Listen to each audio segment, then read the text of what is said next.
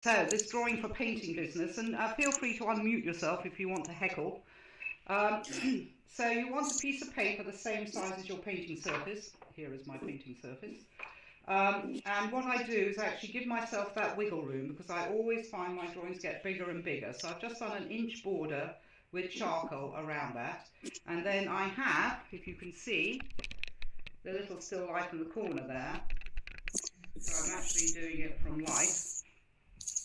And this is where you can make all your mistakes. If you're sort of painting, you don't want to make the mistakes in paint, otherwise you'll be there forever.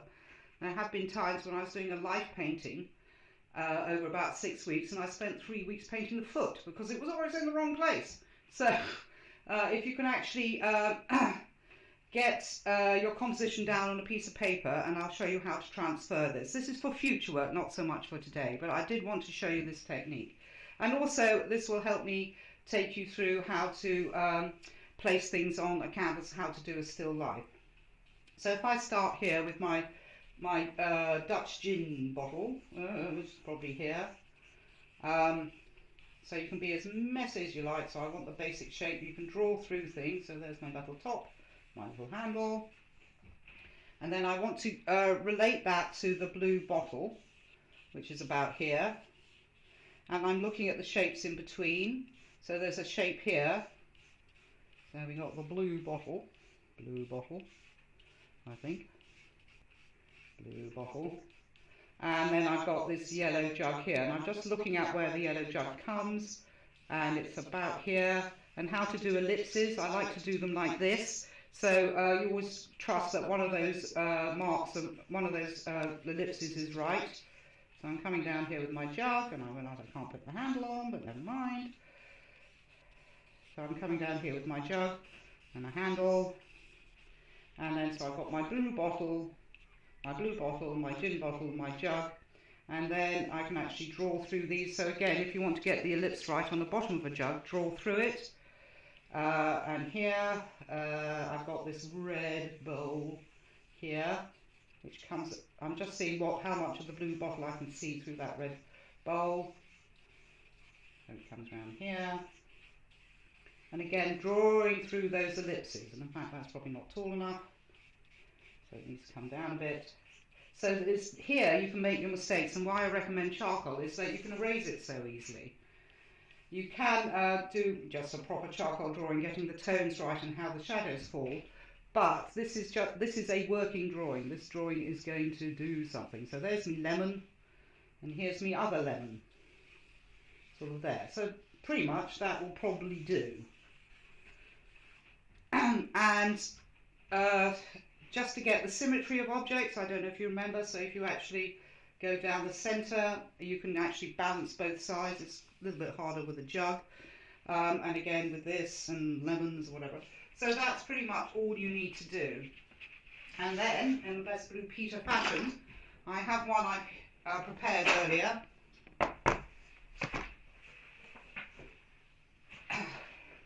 So here we are. So this is the one I prepared earlier. And what I did is actually just go on the back with charcoal. You put it on your, so you're creating your own carbon paper.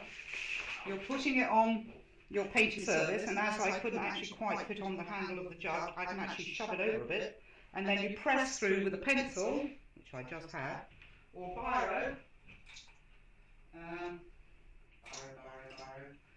with a biro, and then that carbon you put on the back, the charcoal you put on the back, will appear on here. It's quite faint, but I have done it earlier. Okay, so that's just a useful technique in painting generally. I just wanted to share that with you. And it means this time doing your drawing wasn't wasted. Right, let's crack on with the painting. I don't know if you can see, I've got vague outlines because I did do it earlier. So I'm just going to take a round brush. I've got the colours I want, I hope. So I've got some yellows there, I've got some reds knocking around in my posh doodah, a blue, and general brown, so you want a reasonable varied palette. I'm going to take a round brush and I'm going to block in, whilst I'll actually at this point, even though I've actually managed to fit it all on the canvas, which is always a big plus, I'm actually just going to block in, and I'm still going to look at the actual still life while I'm doing it. So I can adjust at this stage. So I'm just going to water down some black. I'm going to have a nice black chunky outline, I hope. Are people actually painting along, doing it at the same time? Hard to tell. So I'm just going to... Okay, good. I've just switched to me so I know what I'm doing. So I've got my vague outline of this blue bottle. And even at this point you can paint and draw through things, because with acrylics you can paint over things. So I imagine the shape of that bottle, which I can't quite see. She's got a bit more of a dumpy bottom. So that's the blue jug, I hope. And then I've got my blue bottle. Now I've got my yellow jug, and I'm just looking where the nozzle of the jug points to the blue bottle, and that comes down a little bit further. And again, oops, no, that's no good. So I've done it wrong, but never mind, I can paint over it. So this is my ellipse for the top of my jug. Oh, it's gone a bit wobbly, never mind. And then you want an ellipse for the bottom part of the jug, and in fact that's gone wrong, so that needs to be a bit further down there. And then, desperate to fit the handle on, which does this sort of thing. So we're just pretty much drawing with a brush at this moment. And then I've got a lemon, which is here. So I'm just looking at how the lemon relates to that jug. And it's sort of here. Quite a fat little lemon, that one. It's quite circular. Yeah. There we go. And this lemon here, being more lemon shaped, coming down here.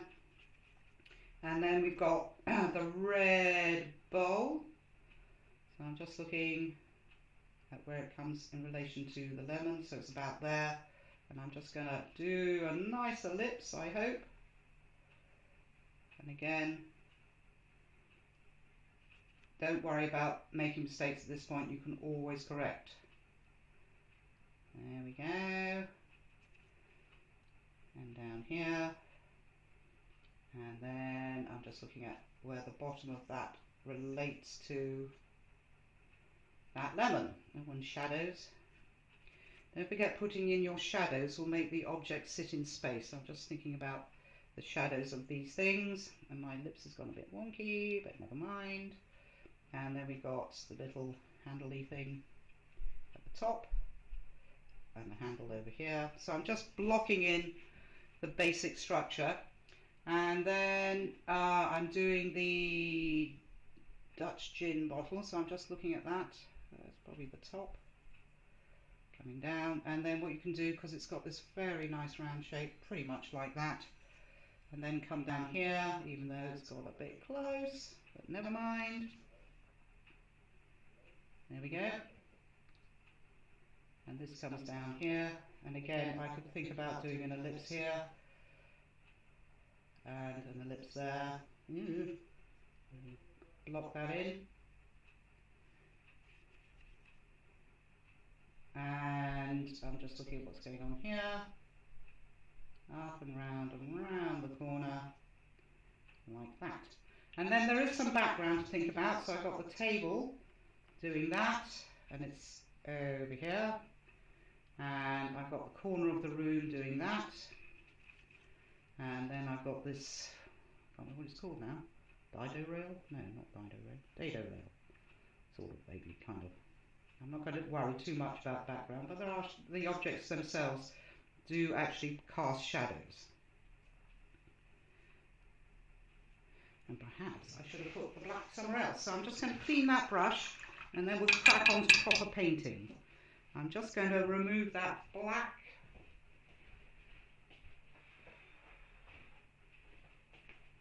I'm just going to move it over a bit so it doesn't interfere. So I'm using a stay wet palette, which is basically kitchen towel, greaseproof paper, and a shadow dish. So that works very well. So let's just clean that off. And right, now let's get the big painting brushes out. So as with landscapes, it's always useful to first do the background. So I know actually my wall colour is lemon chiffon yellow, tone 4. So I'm going to mix up lemon yellow and white, which is looking a bit grizzly, I must admit. So I've got lemon yellow and white here, and I just want to slap some on. The reason why I suggested doing it not on a white surface is, again, the snow blindness you get when you're painting on white. It's hard to see what colours you're doing, what tones you're doing on a very white surface. They always will seem darker than they really are. So I'm just going to slap that on. So this will probably be an undercoat. I notice my paints are rather feeble and thin, which is annoying. We might have to do another coat. And I don't know if we'll have a chance to finish this in this lesson, but I hope I can get you started and you can finish at your leisure. So I just want to have this background in. I'm not going to worry about the bricks too much, and the black is still wet, which is annoying. I might leave that for a little bit. So I'm mixing up white and lemon yellow. That's definitely going to need another coat, but never mind. And then we've got the white, which is slightly off-white, white of the wall. Oops.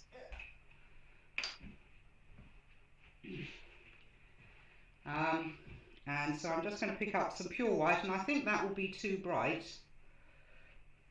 for this one. I don't know, as it's so rather feeble and thin. Let's go with it. And so you don't have to be too neat at this stage, because you can always slap on the other things, and these big black lines allow you to still be able to find your original drawing. I'll put a bit more lemon yellow up here.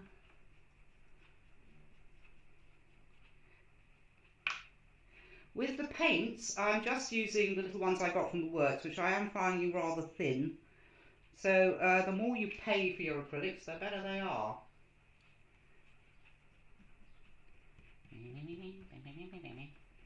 So I'm just going in here. I think most of this is dry. I suppose the one nice thing about acrylics is that they do dry very quickly.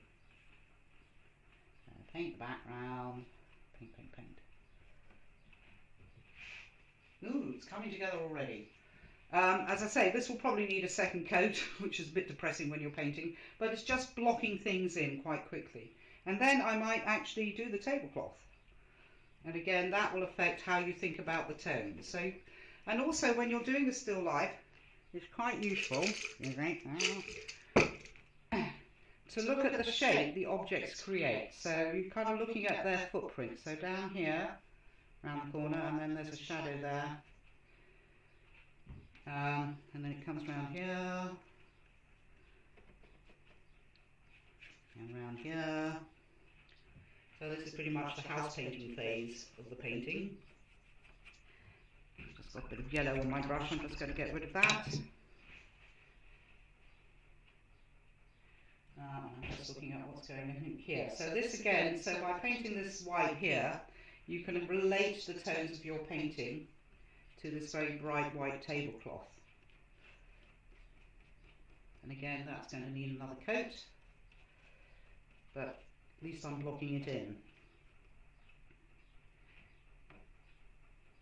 And you can always continue on this painting when I'm not here. I'll give you a chance to do oops. Spraying paint around the kitchen. To be more refined. This is going to be kind of rough and ready because it's going to be quite quick. I've just had a little bit of grey, a little bit of black to make grey here, to block that in. Blocking that shadow there. And then a little bit of grey in the lemon yellow, which made no difference at all. I can just go in and block those areas in. Okay. Right, now we're going to start tackling the objects individually. So what I want to do is actually the furthest object away first. So that will be the blue bottle. Let me just adjust my palette around. So it's one of these lovely cobalt blue bottles. Well, in fact, I'm going to use French ultramarine and a bit of cobalt. So my blues, I can lift this up and show you. So I have a selection of blues here. Where are you? Maybe I go here. That's better. So I've got French ultramarine, which is more or less the colour of the bottle. This is, I think, primary blues, which is a bit warmer. This is cobalt blue, which, as you can see, is quite pale. So cobalt blue is like French ultramarine, but a bit feebler. This is Prussian blue, which is very dark, but a very different colour, which is a terrible bully, and that's just a few other colours. So I'm going to start with French ultramarine for my bottle. I'm just going to change my water because it's gone all cloudy, you can see. So you need fresh water most of the time. So fresh water, some kitchen towel, a big old brush. So I'm using my biggest long flat just because I don't like to faff around and I want to cover a large area. So when we're doing the objects, we're just going to have a variation on the basic colour. So this is, I'll put it here. This is the French ultramarine, which I'm going to go for, and paint in my bottle. So I'm going to block it in pretty much, colour it in, and then I'm going to come back and produce some variations on a theme, I think. And again, I don't have to be too neat at this stage.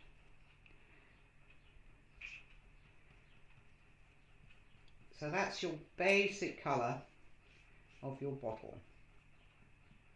I think it needs to be darker, so I'm just going to add a little touch of Prussian blue to it, because I just want it to be that little bit darker. Whoa, that's quite dark, so I want some dark areas. So it's darkest down here, and it's quite dark over here, and over here.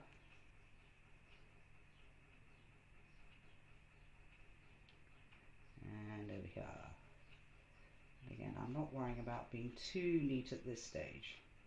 The time will come, so we're just blocking in big areas here. So while I've got that drying, let's see what's going on here. It really is quite dark, so I'm actually going to add a little bit of black to it here. I'm just looking at the foot of the bottle. It is very dark. A little bit darker over here too. So that's just a little bit of black mixed in with the paint. And something going on there, not entirely sure what. So again, I'm now going to clean my brush, and now I'm going to tackle the lustrousness of this gin bottle. So it's stone glazed earthenware, salt glazed earthenware, isn't it? So it's got this nice sheen to it. So I'm going to pick up basically some, so this is burnt sienna, which is a bit zingy, and I'm going to pick up a bit of burnt umber, if there is any there. There isn't very much. Add a little bit of black to that, and maybe a little bit more black. Yeah, that's not bad. And then within that there are variations. So again, I can go on here, and perhaps I should have mixed up some more.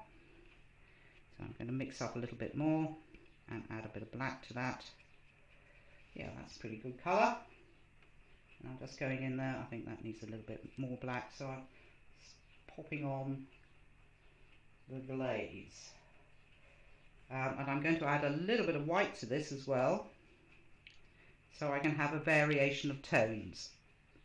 So that's got a little bit of white, so there's whiter bits along here and down here. Oh no, probably not. So just really blocking in. So this is more or less an underpainting. And in fact, I think that needs a little bit more white. And we've got the handle. This is your basic tone for the whole thing.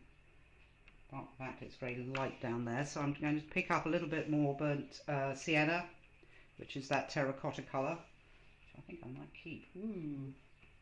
So I am varying the colour more in this one because it's got this annoying lustre glaze, which is going to be quite hard to paint, but let's not worry about that now. And again, a little bit more burnt sienna, tiny bit of black, maybe a tiny bit of white. Ooh, that's quite good. So I'm looking at and lightening the area. So here, in my photograph, so you've got this lustrous jug, but it's picking up, the light is bouncing off the white tablecloth and back at it. So in this little bit of the corner of this jug, it is, click. Hang on, excuse me, I adjust my painting.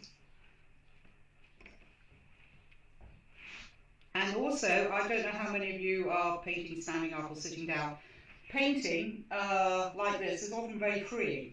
I don't know if I'd like to go that far away, but this is why you have these lovely long-handled brushes, is that you can be that little bit further away from your painting. When you tend to be up close like this, you're getting too involved with the detail. You want to be able to judge it from afar. Woo! So I've got some squishy glazes. So here I'm lucky because this is still wet, so it will blend in, but by the time I come back and do something to it, it'll be dry. And in fact my brush has got very claggy, so I think I'm going to have to clean it. My brush has got too full of paint, so I'm going to have to give it a quick wipe down, pick up some more paint. Ooh, a bit too peculiar. Oh, I don't know. Let's go for it. So you're getting this nice blendability that you can get with acrylics while they're still wet. You can get these in retarders. You can get acrylics that dry slower as well. But I find the retarders water down the paint too much. So I don't really like them. Because I like the colours to go on big and opaque. I can't be doing washes with acrylics. Use it what they're good for, which is being opaque. So I'm just picking up some lighter variations there. So I'm getting very involved with this jug. So I've got here my basic colour, and I've just added a little bit more white so I can get this kind of glow, I hope, over here. But I'm not relying on this as being my finished jug, as it were. It's just a work in progress. So a little bit more black, a little bit more burnt sienna in my palette, and I can go over here, squish, squish, squish, squash, squash, squash, and I can go around here and do that handle. Yeah. And I want a bit more dark, I think, in there. There's some dark areas I've missed. This is over here, and I think my jug is a little bit wonky. I'm just going down there. No, I need more dark in there. And it is helpful to work from real life rather than a photograph, I think. So I was taking a page out of Marie Kondo's book, Find Objects That Spark Joy, and paint them. Right. So I got this nice sludgy colour over here. And I do like these square brushes. You get a nice structural stroke. So, and again, my brush has got clagging, but what I might do is pick up a slightly smaller brush. I just wanted to find the darks in the handle, so I'm just mixing up a bit of more black in my sludgy colour. I've got a handle here. That's quite dark. Yeah. What's it doing? And then it stops being dark. And and then I've got, and suddenly you notice what's happening here, because this is lustrous, it's actually reflecting this red bowl. So what I might do is define it. So I'm adding a bit more white again. I can actually, there's light here. I can make that a bit lighter. a bit lighter around the jug. I mean around the reflection of the bowl, and there's something going on here too. So at this point I am going to stop doing the jug. But you're getting the idea of being able to apply this paint quite liberally. And I might do something a little bit crazy and think about putting the light area in, but no, I'm going to leave that to the end because the paint is still wet and it's not doing what I want it to do. So again, just blocking in. I'm going to smoosh that round because it's still wet, getting a bit more of a shape. Okay, so I'm going to have to get some clean water again, because I'm going to go on to this little yellow jug, and yellow is a colour that gets mucky really, really quickly. So always have clean water, clean brushes, clean yellow when you're painting yellow. Okay, so yellow jug. It is yellow, but it's not as lemony yellow as the wall. It's got a bit of warmth to it. It's kind of almost beige. So I'm going to use yellow ochre, the colour of mustard. Mix that in with some lemon yellow from the walls and see what happens. That's still too yellowy, so a bit more of that and this. So that's white and yellow ochre and lemon yellow. What do we think? Oh, that's not bad.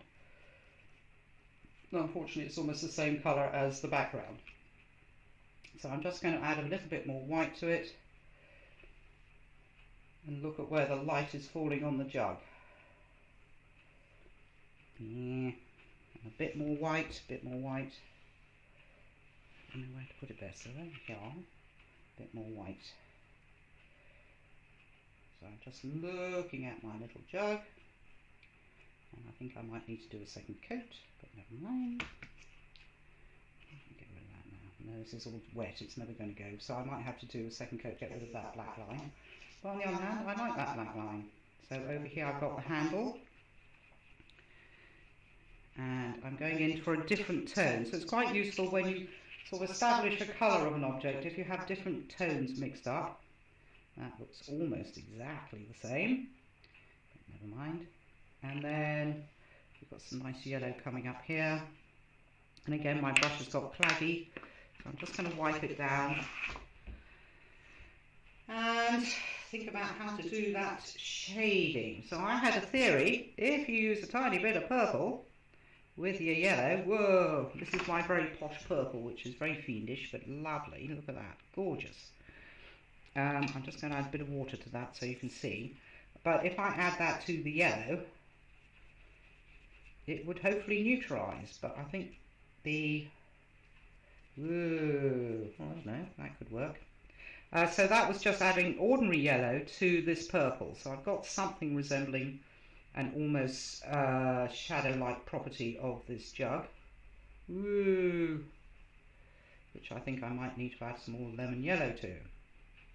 Well, there we go. So it's quite a good rule of thumb, if you all remember your colour wheels, to take the opposite colour of whatever you're painting and add that to it. So with yellow it's purple. It doesn't quite work so well with red, blue and orange, but red and green work very well. They neutralise down, and particularly one of my favourite things, as you all know, is Elysian Crimson and Viridian Green. So I'm just blocking that in. So I just want to hopefully free you all up in your painting practice by knowing that this is an underpainting and you can add bits to it later. So I'm just going in here. As I say, I might have to do a second coat. And then we've got some nice yellow there. And I like black lines. I'm trying to think of the artist who used them a lot in the 20s. I can't quite remember. But to have these big chunky black lines around your subject, I think is quite nice. I'm not worrying too much about the outlines. That one's annoying me, but other than that, I'm not going to worry about it too much. And I think I had too much water in my brush then, so this has ended up rather thin. So I'm taking up this neutral colour again to add my handle, one hopes. And then I'll actually look and see what's happening. So a bit more lemon yellow in there. I want to blob some on here. So when you start looking at these shiny objects, reflecting the objects around them, it will affect their colour as well. So in fact, I'm just looking here as well. This white tablecloth is reflecting back into the jug, so it's actually much lighter there. And then over here, I want to catch that edge of that jug, which is catching the light from the wall. Apart from that, the paint's still wet. And then I might want to actually take the brush strokes around here because it's a circular jug. So you're getting that idea of circular motion. And I'm lucky because the paint is still wet that I can blend it a bit. So I was talking to, was it Trish?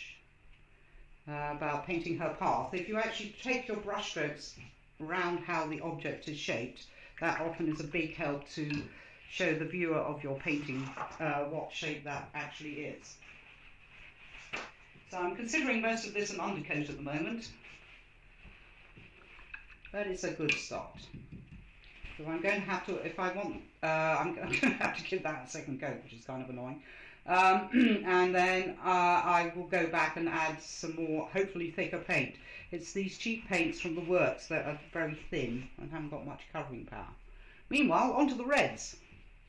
So I've got a little palette of reds here. So I've got a dark red, which is Elysian crimson, and this is a sort of this is just a generic crimson apparently, and that is a bright red. So the thing itself is this bright red, and actually that is a posh paint, that's golden. Whoa, gosh, sorry.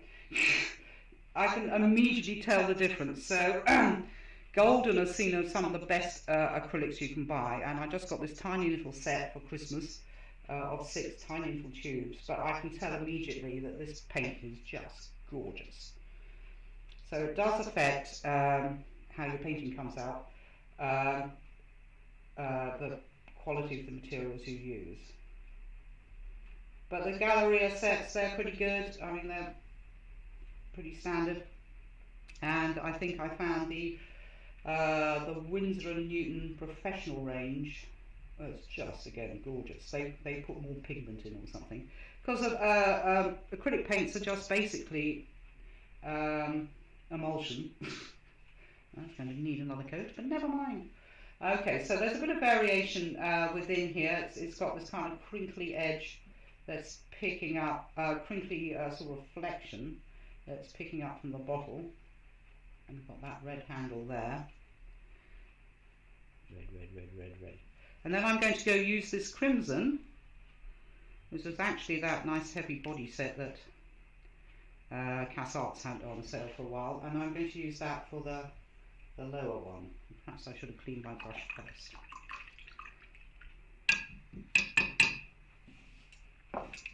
Again, dry my brush, and in this crimson, which is much darker, I'm trying to persuade it to cooperate with me. Oh gosh, it's heavy body, it's been hanging around for long, it's gone gelatinous. Yuck. But it's quite a good bright colour. So I'm just taking that up. That's gone very peculiar. It's been hanging around for about a week.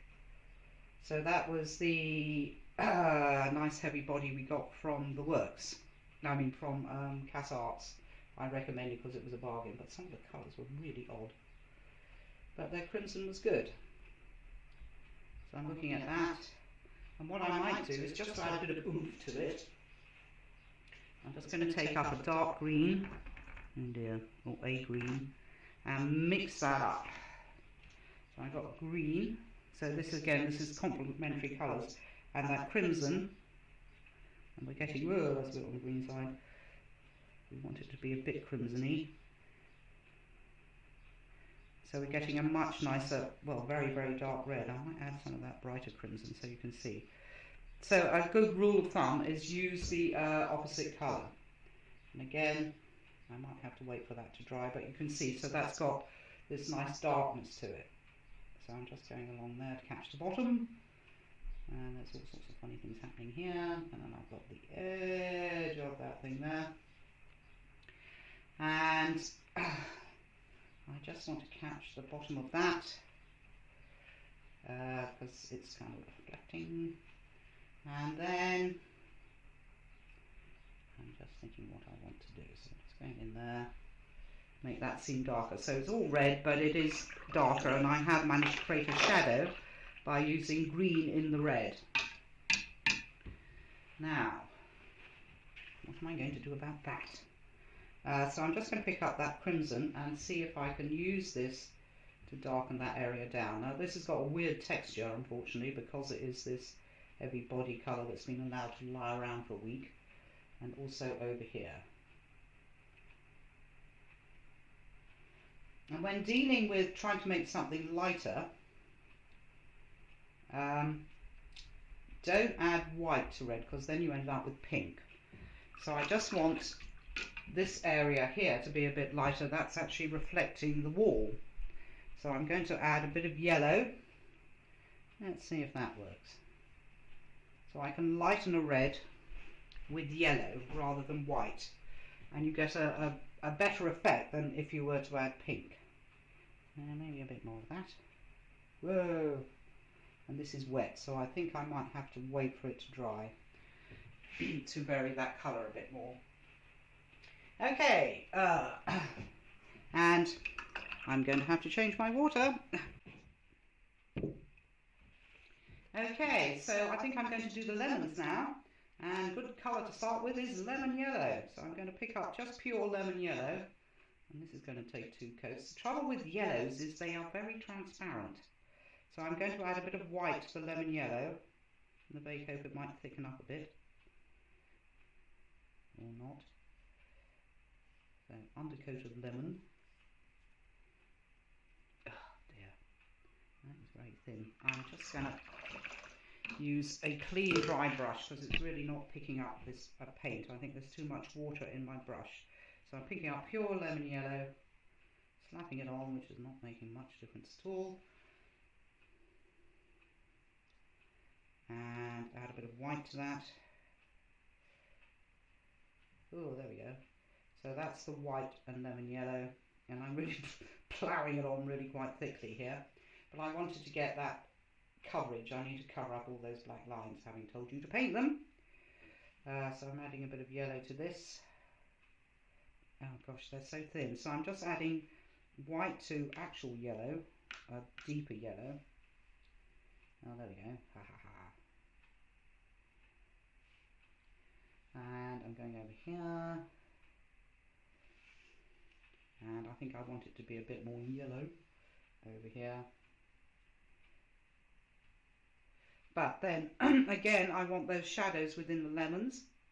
And if I pick up purple, so I've got my lemon yellow. So again, I'm neutralising my yellow using purple. Just there. And let's see what happens. In fact, it's got kind of a blue tinge. But never mind. I will be coming back and doing another coat. Ah, that's driving me mad. And then I realise I haven't done the middle of my jug.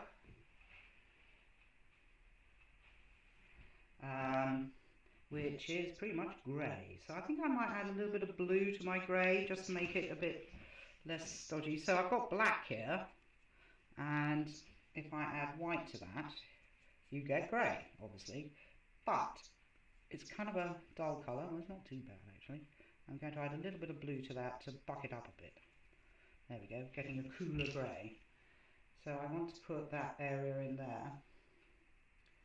Yeah. And then I'm going to add progressively more white to that to make up a variation of tones.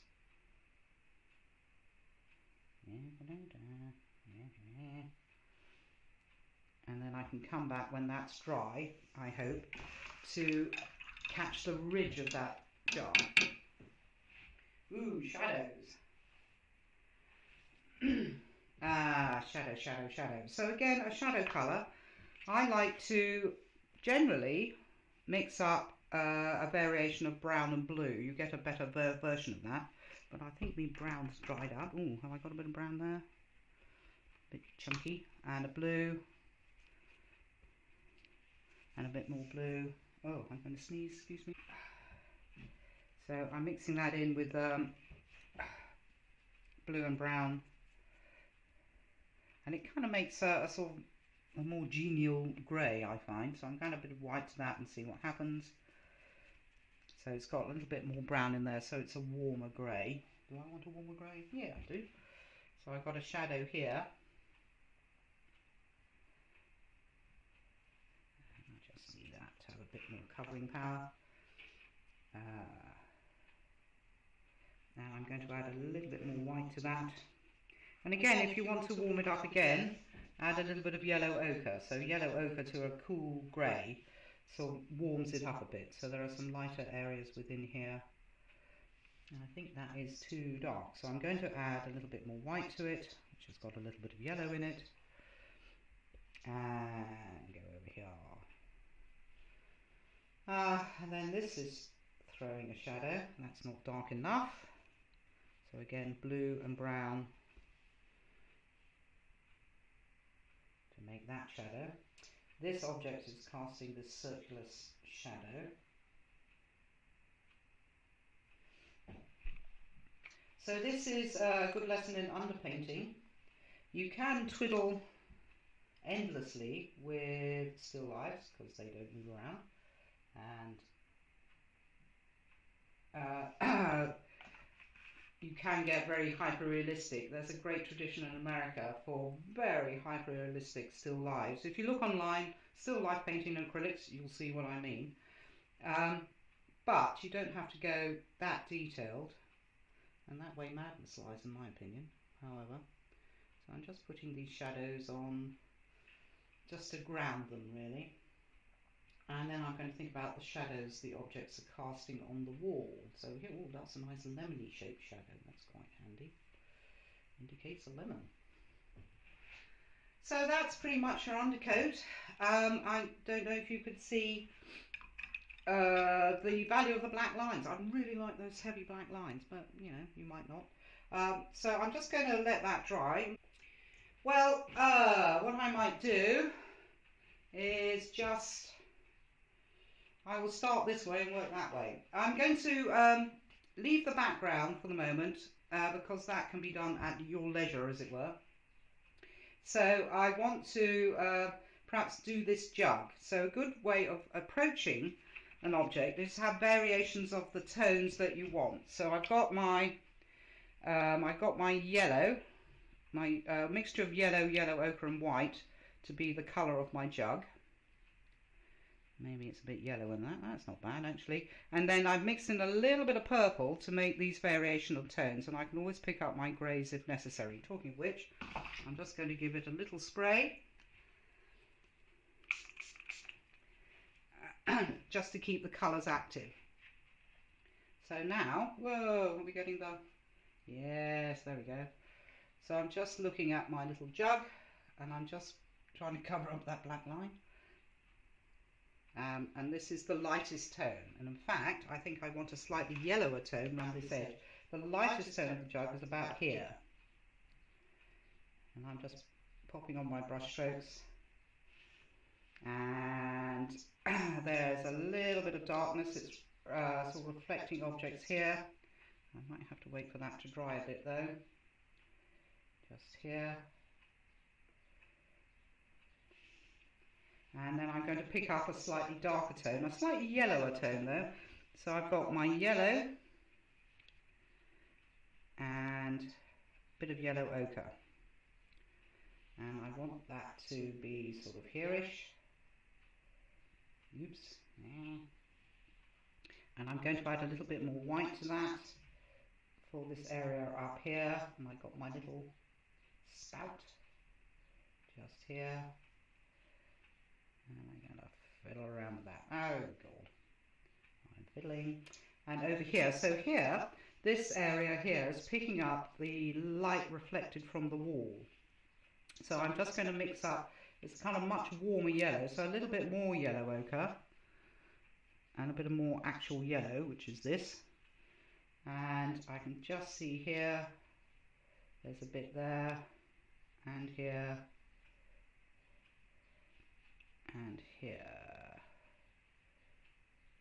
Pop popping it on, hoping I can correct later.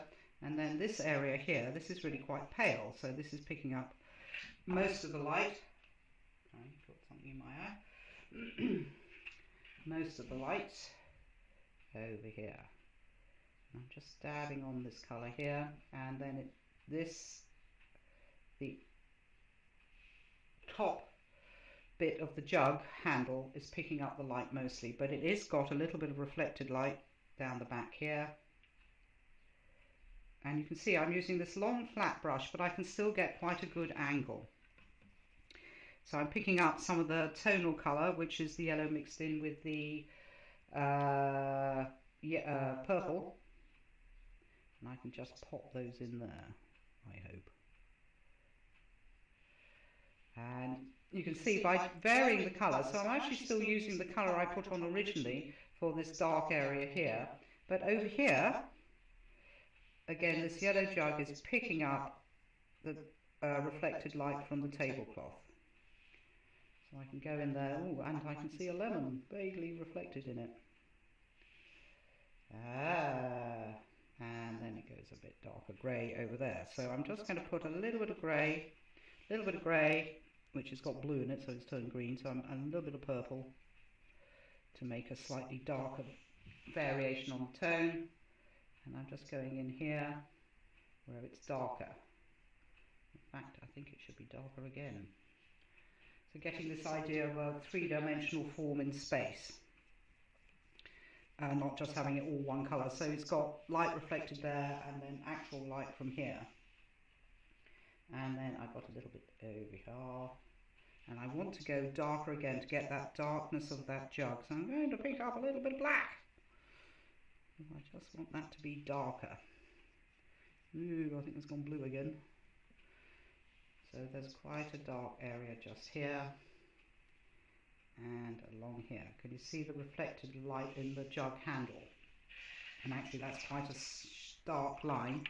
I'm just going to clean off that brush and see if I can soften that line a bit. So I'm just cleaning it, wiping it clean of water, adding some yellow, and see if I can soften that line a bit and buck that up a bit. Yeah, but now I'm thinking about it. So I'm going to take a smaller brush. Yeah. And do a bit of fluffing. This is a great technique in oil paints, but you can do it when acrylics are wet, so this is all still wet, so I've got this clean dry brush and I can just smooch over and create a soft edge there. And in fact, I'm just looking at the top here to define the nice lightness of the interior of the jug. I'm going to have to paint the background a bit grey. Even though it is white, it's not white in pure light, so I've got a lightish grey here. Oops, with some yellow in it. So I want to be able to define the white of the interior of the jug by having an off-white grey background behind it. So I'm just mixing up lemon yellow in it.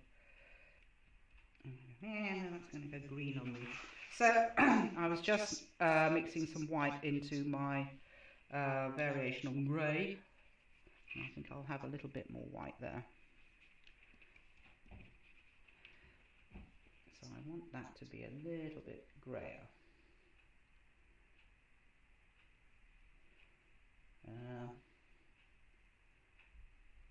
That seems a bit dark, so I'm just going to add a little bit of white to that.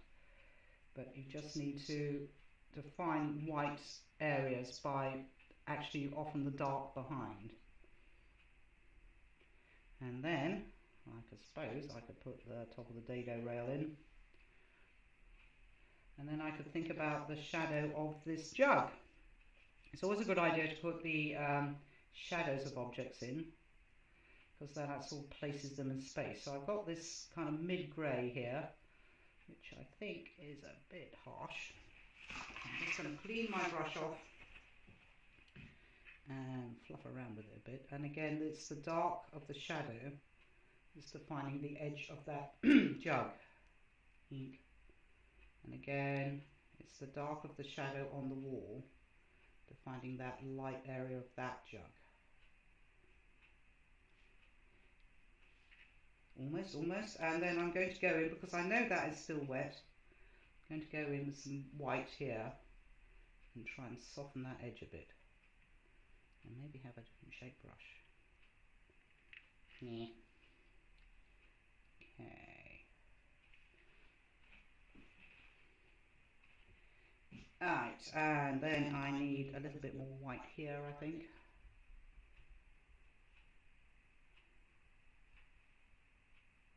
That's going up and around. But of course the dado rail itself is casting an even deeper shadow. So I need to get the perspective right. Ideally you want these two lines to be parallel, but they are going into the corner. In fact, they're not there at all, but never mind. Put that there and that there. Right. I might wait for this area to dry a bit, so when I start applying the white paint it's not going to mix in with the yellow there. How's my lemons doing? Ah, damn, it's still wet. Okay, let's do the blue jug. Again, clean water, because I'm switching colours.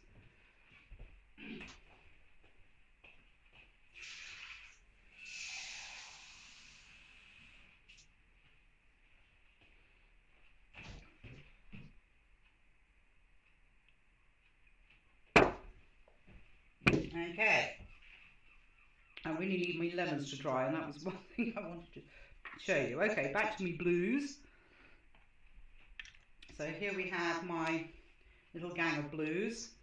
I'm just going to use a separate little palette to mix up the variations of blue that I want. I'm going to take a medium size, that's my medium size, that's my big, brush, and I'm going to pick up ultramarine and see where I can see it's lighter. Ooh, that's sort of working.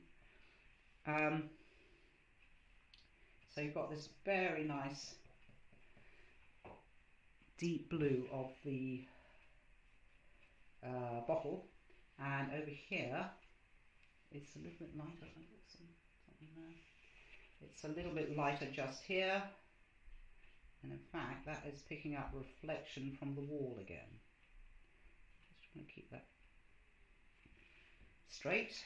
It's probably very subtle, but you can see there's a variation starting to build up. And again, that blue, oops, my brush needs to be dry. Let's dry my brush a lot. So I'm going to pick up that blue again, just here. Yum. And over here. And then you can see, well, I didn't want to do too many glass objects because they can be pretty fiendish. But I'm just picking up, whoa, some lighter colours here. So you can see through the bottle, you can see the bottom of the bottle just there. And then with glass, and everybody says, oh, how do you paint glass? And isn't it ghastly? And yes, it is. The only thing to do is actually paint what you see. Oh, spit. Sorry, I've just got green in me blue, which has gone yellow. Sorry, yellow in my blue and it's gone green. So I'm going to pick up another one, and I'm going to have my French ultramarine. Yum, yum, yum. Have a bit of cobalt blue, which can be fun, which is quite light. So I might use the cobalt blue to be the lighter areas within the bottle. And you just have to paint what you see, really, and it is quite complicated. Often you have to close one eye to see what's going on, and I'm going to take a little bit of white, hopefully with no yellow on it, and mix that in to catch. So again here you've got the reflection of the wall on your bottle. So actually I want to go this way. I'm just going to take mine so it has a more three-dimensional effect. Ooh, that's almost working. And I've got a little bit of still this light area, and there's all sorts of weird things happening within the jug. It's all very complicated. And then I've got a little highlight there, and here there's a little highlight. So a good tip, so I'm working at the moment while the paint is still wet, so it's all smushing around very nicely. But a good tip is to just have the colours you need mixed up already, the colours that you want to use mixed up already, and then you can just go and grab them, and perhaps don't use too many colours. So I've just got French ultramarine, the cobalt blue, and a lighter version thereof, just so I can add some lighter passages within here. And this paint is just beginning to dry. There's something happening here. I'm picking up my cobalt blue, just there is something happening here. And then a little bit more white, so a little bit more white than my blues, and I'm just going to put that in there, and then I don't know if that's reflecting a light or something, and there's something going on here, and then I'm going in with my French ultramarine here. So getting the idea of this, the blueness and darkness of the bottle. So what I want to do is actually oomph up some of the shadows within the bottle. So again, I'm going to have a bit of French ultramarine, and then a little bit of this Prussian blue, which is really, really dark, but that seemed to make a very nice dark blue, which I want here, really. So the darkest bit of a piece of glass is generally on the edge, because all the other bits you can see through, so you get the darkest bit on the edge of the bottle, jug, whatever, glass, whatever you're painting. So I'm just trying to tidy up my top bit. And then this nice ultramarine goes down there. And then I think that needs painting over. And then we've got something happening down here. So just a variation of blues. So this is the Prussian blue, which is really dark, terrible bully, but very dark. Pop that in there.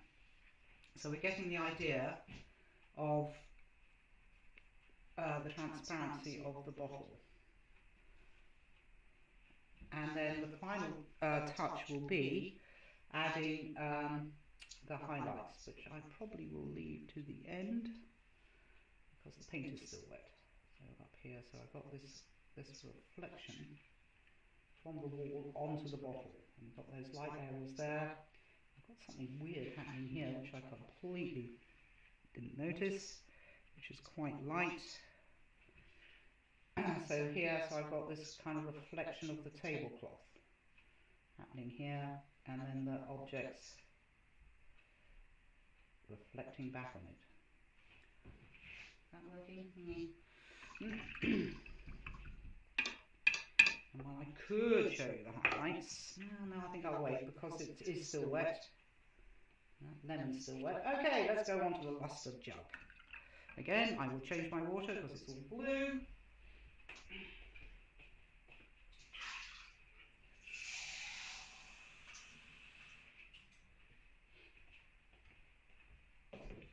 Okay, back to the luster jug. So I had the variation of colours. So this is my luster jug colour. And I'm just going to pick up some white. In fact, I didn't dry the brush. Anything happening? You finished one? Yes, I thought I might go on till about 12:30. 12:30, all right with everybody?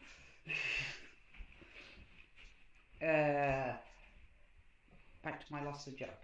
So I just want to put some lighter areas here. So this is all completely dry. And I want a variation on tones within it. So I've got this light here and here, so this is being reflected off the tablecloth just there. And there's a bit of light just here and here. And then I think I want to mix up some of my brown again, so I'm going to pick up the burnt sienna. Ooh. Which is really quite red in this set, and add a little bit of black just to knock it back a bit, and think about adding the darker areas. Well, actually that's more mid-tone, so it's kind of a mid-tone area, so that's lighter there. So I'm just going to pick up a little bit of lighter colour to to indicate the shape of this Dutch gin bottle. That comes down there. I'm looking at the lighter, so you can start to see. So again, it's like painting shiny objects. At least I didn't give you a silver one. To see the objects reflected in the object you are painting. So in fact, that is the red bowl. And again, I'm actually taking the brush stroke around the object.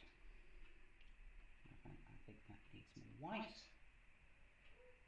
There's a darkness there, so I'm just going to pick up this dark strip just here, which is not dark at all. I'm going to keep my brush.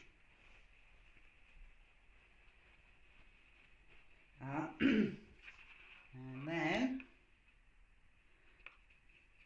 oh yes, so I'm getting a lighter version of that colour. Now maybe that's too light, probably too light, so I'm just going to add some more of that to that.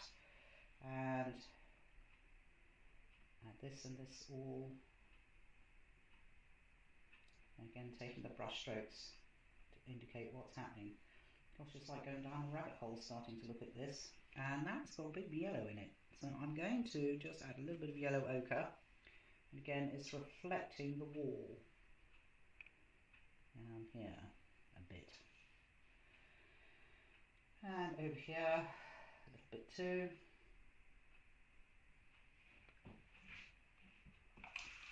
And then I'm going to dry my brush.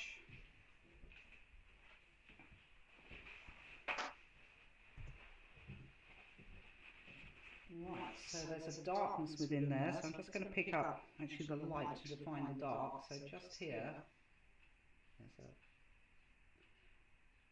a little edge, and then that goes like that, oops, ish, and then this goes like this. So these are basically the tones I can see within the jug, or not. Let's just get that right.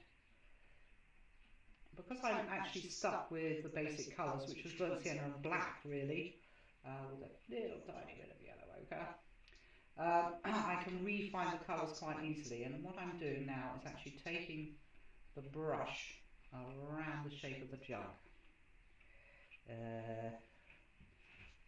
And it's, I think, a handmade thing, so it's a bit lumpy. And there's a little tiny light just here. Terribly big, and catch that little bit of yellow ochre there, catching the shoulder of the bottle.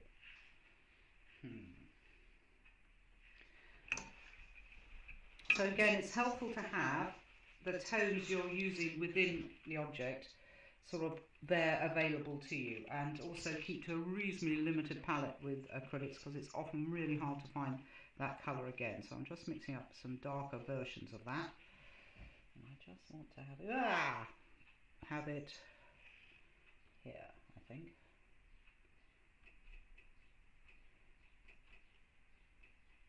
There we go. Working, sort of. And here.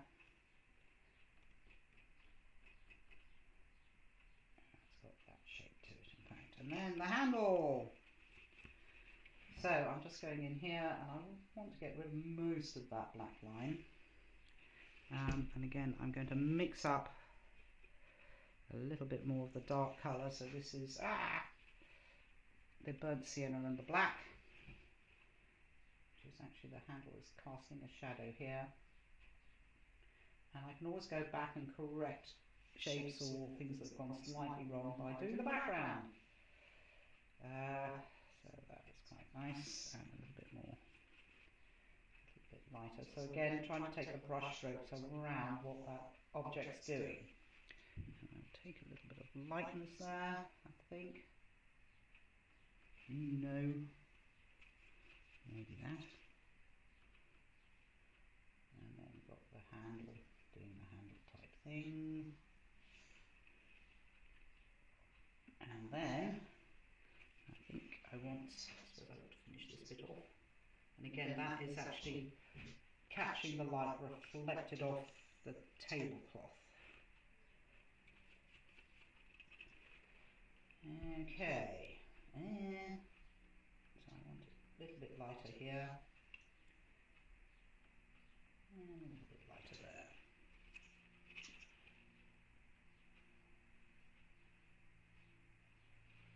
there. Okay, so as I say, with glass and reflective objects, you just have to paint what you see. See if that's dry. No, that's not dry. So yeah, just before we finish, I'll hopefully screen back and actually add the highlights to these objects once they're dry. But lucky, acrylics dry really quickly. Now we've got the pesky problem of this red bowl, which maybe I should have thought of something else. However, so I've got this nice red, my posh red. I can actually put that on and see what it does there. Oh damn, my brush is wet, so I need to make sure my brush is dry. And I am getting this nice sort of reflection here. I'll actually go over. That's not too bad. I just want to have that a little bit lighter. I'm going to try and add a little bit of white to that. And I hope it's not going to go pink. So there is a lighter variation within that. And it's actually got this shadow, or rather reflection, created here. And then there's a little bit going on there. And that's wet now. And then, see how this crimson's going to react. It's very strange. This is the heavy body crimson. Oh, that's good. Second coat, that's working. To get that deeper red. And that's really quite deep. So what I'm going to do is take my crimson, which you can see is very peculiar. And go in there. Ooh, doing the second coat quite well there. There's something happening here. And then it's very dark at the bottom here. Because I didn't notice before, it actually curves in. And then I want to tweak that a bit, so I want a little bit of crimson in here. Catch that reflection. So I've got the crimson going on here, but then I'm going to pick up then my nice bright red and really slap that on, because I want to have that variation of tone. So it's picking up light from the wall. Yeah. And doing that. So again, picking up my posh crimson. Whoa! A bit impassive, but rather nice. And in here too. And then here, again, it's this red. I'm just going to pick up a bit more crimson and have that at the edge of that reflection. Yeah. Well, good work, I suppose. Oh, don't know about that though. And then there's a lighter variation just here as the the bowl changes planes. So actually this is still wet, so I'm just going in there with that. And I can actually blend it, but don't rely on that, because that can often not work. And then over here, again, I've got reflected light. And I'm very loath to add white to it, but we could give it a go. I'm sure it's not going to work.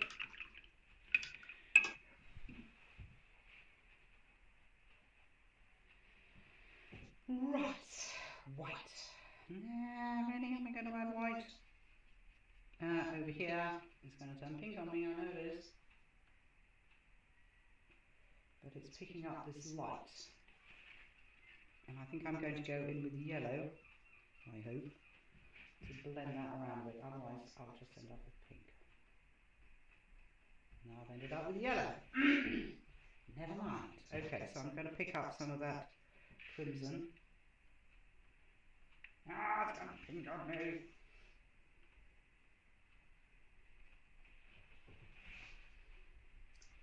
So I'm just picking up a little bit more of that crimson. Just to make it lighter. It comes around here.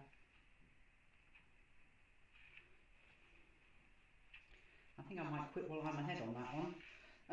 Meanwhile, back to the lemons. I'm just going to get some more clean water.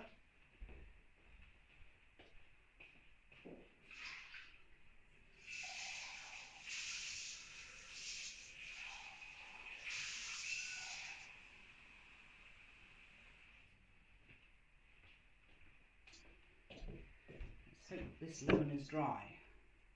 More or less. Yeah, more or less. Okay, lemons. So again, I'm using primarily lemon yellow, although this one is a bit pale. I'm going to mix it in with ordinary yellow. A bit more lemon yellow. So I'm going to take this front lemon, because this one's still wet. And I'm just looking at what the lemon does. So actually, the more normal yellow, mixed with lemon yellow is probably just about the right colour. So again, I'm going in there and looking at my lemon, seeing what it's up to. That's still wet. And there we go. And then within that,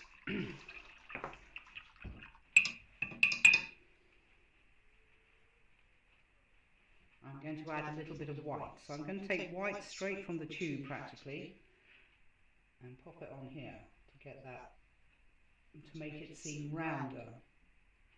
You see, so it's mixing with the yellows underneath. And that's very yellow just there, so I can pick up some pure yellow. Whoa. And there, and there. And there's light.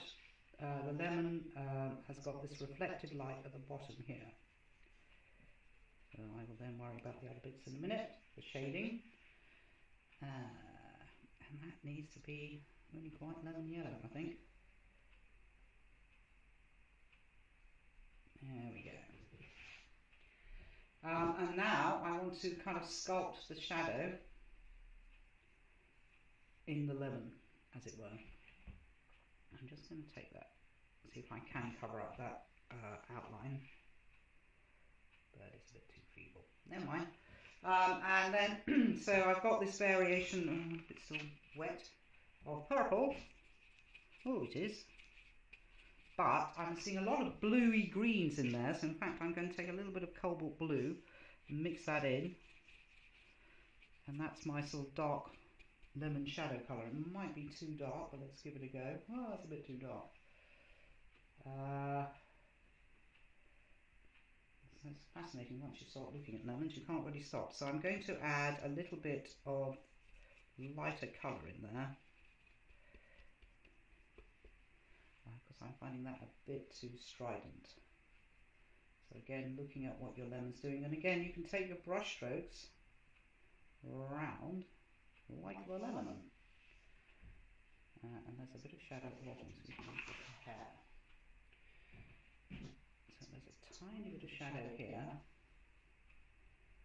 And again, it's don't be frightened to really slap it on. You can always paint over it. So in fact, I think I need a little bit more blue in there, even more. In this shadow just here. I'm popping that on.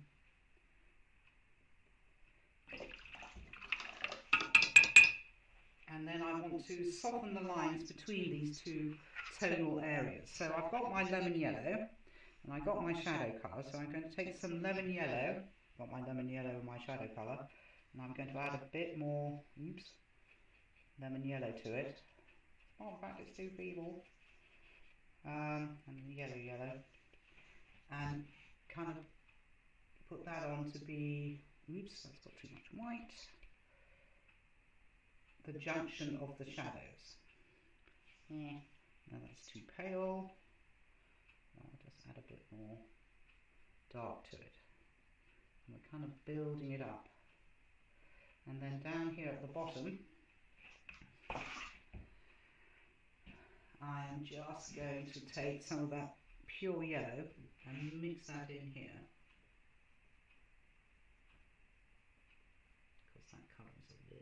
but you're getting the idea of this lemon being a round object in space because it's getting this light from various surfaces. So it's got the overhead light and it's got the reflected light for the tablecloth. I want to soften that a bit more, so I need some more yellow, I think, actual yellow, just here. And you can see you can do quite a lot while it's still wet. In fact, I think I want that to be in there a bit more. Maybe smooth that down. So look, a lemon! And I'm conscious I'm coming up to 12:30, and I just want to show you a few handy dandy tips. So you can continue on this painting if you so desire, but I'm just going to put the highlights on, which again requires new water.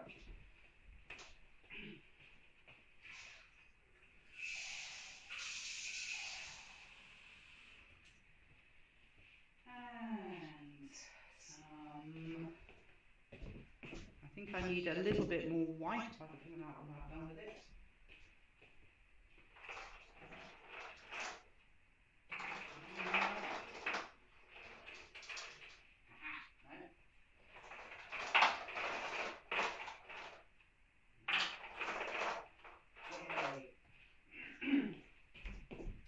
So I have here, this is golden.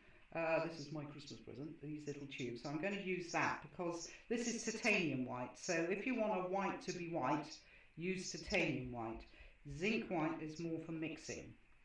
So I'm just going to have a little squeeze on my white. And I'm going to pick up actually my round brush, and I hope it's clean. And look at putting the really zingy highlights on this. So, oh dear, I haven't done the inside of the jug. Anyway, let's start with the lemon. I just want to make sure this brush is completely dry and clean, which it isn't. Completely dry and clean.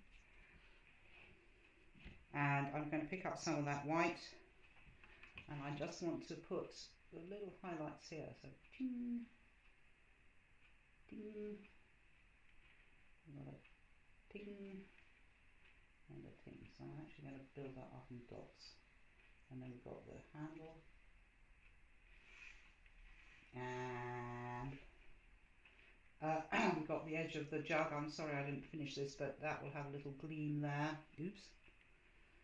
Have a gleam. So if you start looking, you can start seeing the gleams. It's got a gleam there, a little gleam over here, and then one just here. And then the lemon.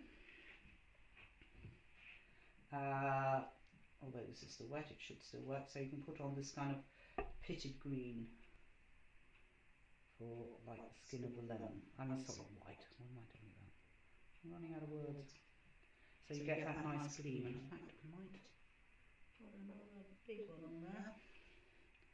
And again,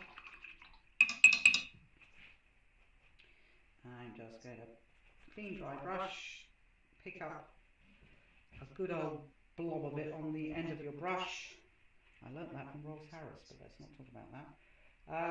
And we're going to have a gleam there, and now my brush has got some red on it. I'm just going to clean that, and then I've got this big one bottle which I've been a bit loath to do, but what the hell? Let's go for it.